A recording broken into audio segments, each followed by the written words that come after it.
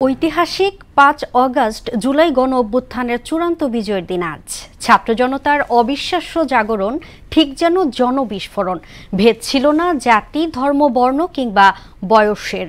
স্বৈরতন্ত্রের বিরুদ্ধে গর্জে উঠেছিল কোটি সোচ্চার কণ্ঠ।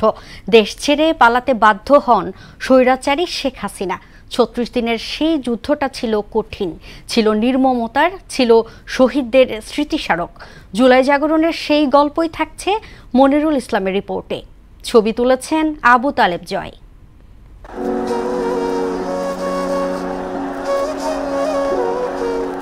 একটি ৩৬ জুলাই বদলে দেয় সবকিছু।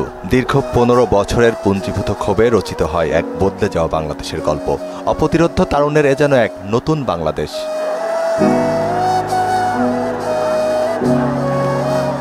দেশে যখন চলছে অধিকার হরণের চর্চা, দলীয়করণ, লুটপাটের একের পর এক মেরুকরণ, ঠিক সে সময় জাতিকে আলোর পথ দেখায় তরুণ প্রজন্ম। আবু সাইদের প্রসারিত দুহাত আর এক হাতে বাঁশের লাঠি যেন নজরুলের বিদ্রোহী কবিতার সেই রণতুর্য। দেশে তখন কড়াকড়ি কারফিউ, মোড়ে মোড়ে সেনাবাহিনীর চেকপোস্ট। প্রথম কারফিউ ভেঙে রাজপথে নেমে আসেন সাবেক সেনা কর্মকর্তারা। মহাখালী থেকে তারা একটি বিক্ষোভ মিছিল বের করেন। ঢাকার প্রবেশপথও সম্পূর্ণ বন্ধ। এসবের কোনো তোয়াক্কা না করেই মার্চ টু ঢাকা পদযাত্রায় আসতে থাকেন লাখো ছাত্র জনতা। শেখ হাসিনা তখনও ক্ষমতা ধরে রাখার চেষ্টায় মত্ত। প্রবেশপথগুলোতে বিক্ষোভকারীদের সঙ্গে আইনশৃঙ্খলা বাহিনীর সংঘর্ষ হয়। দুপুরের দিকে হাজার হাজার মানুষ শাহবাগে জড়ো হতে থাকেন। শেখ হাসিনা দেশ ত্যাগ করার পরও আইনশৃঙ্খলা বাহিনী রাজধানী সহ সারা দেশে ছাত্র জনতার উপর গুলি চালায়। এদিনও অনেক মানুষ আহত এবং নিহত হন।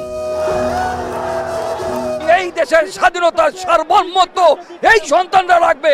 বাংলাদেশ স্বাধীন হয়েছে, ছাত্রদের বিজয়। সেনাপ্রধান জেনারেল ওয়াকারুজ্জামান শেখ হাসিনার পদত্যাগের খবর নিশ্চিত করার পর জনতার উল্লাসে চারিদিক মুখরিত হয়ে ওঠে। সেই মুহূর্তে শেখ হাসিনার ক্ষমতার আধিপত্য এবং আওয়ামী লীগের কথিত রাজনৈতিক দুর্গ এক মুহূর্তেই ভেঙে পড়ে। আমরা কখনো কল্পনা করতে পারিনি যে এই স্বৈরাচারী শাসকের বিরুদ্ধে ছাত্ররা বিজয় মিছিল নিয়ে নামবে। রাজধানীর রাজপথ দখলে নেয় লাখ লাখ মানুষ। তাদের মধ্যে হাজার হাজার বিক্ষুব্ধ জনতা শেখ হাসিনার বাসভবন গণভবনে প্রবেশ করে বিজয় উদযাপন করে। শুধু গণভবনই নয়, শেখ হাসিনা দেশ ত্যাগ করার পর অসংখ্য মানুষ প্রধানমন্ত্রীর কার্যালয় এবং জাতীয় সংসদেও প্রবেশ করে।